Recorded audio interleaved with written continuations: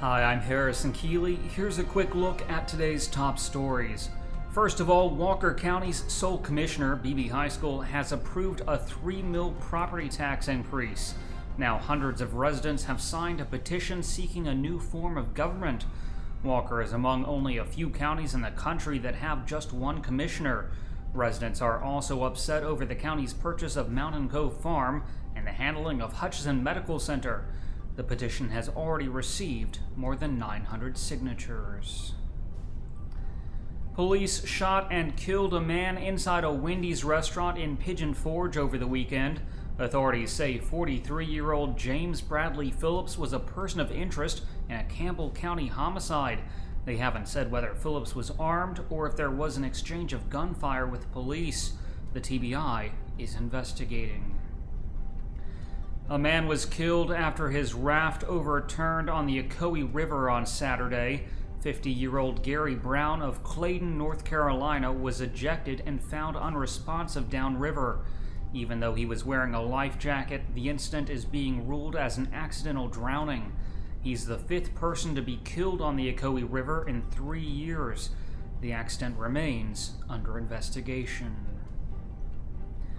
A Chattanooga man crashed a small plane in Walton County, Georgia over the weekend.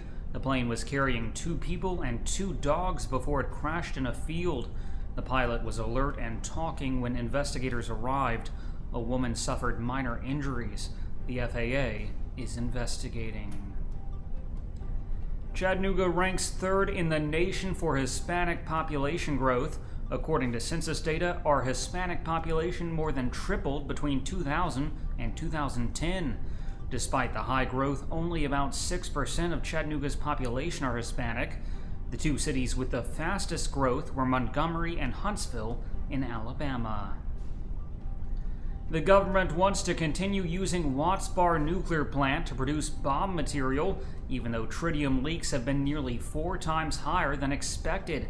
Sequoia and Watts Bar are the only 2 nuclear plants in the nation authorized to produce tritium, which is used in the hydrogen bomb.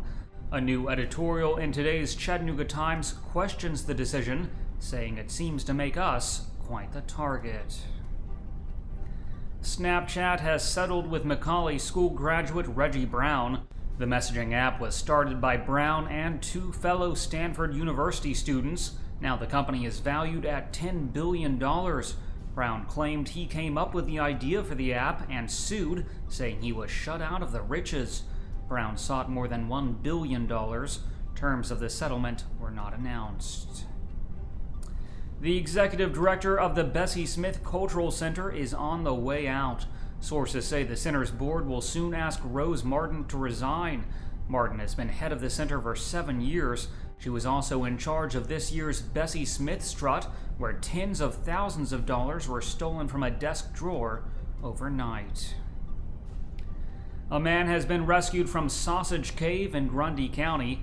59-year-old Nathaniel Mann of Viola, Tennessee, slipped and fell while traversing a canyon 200 feet underground. More than 30 rescuers worked over 8 hours to get him out. He was taken to a hospital with hip and pelvic injuries.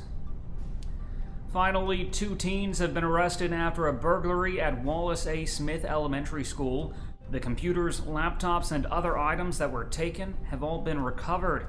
A juvenile and 18-year-old Michael Blake Delaney were arrested. The sheriff's office says 1 more arrest is still expected. Turning to weather, today will be sunny with a high near 82 degrees and a 30% chance of rain. The low tonight will be around 65. That's it for today's newscast. Thanks for being with us. You can find more on these stories and breaking news all day long at timesfreepress.com.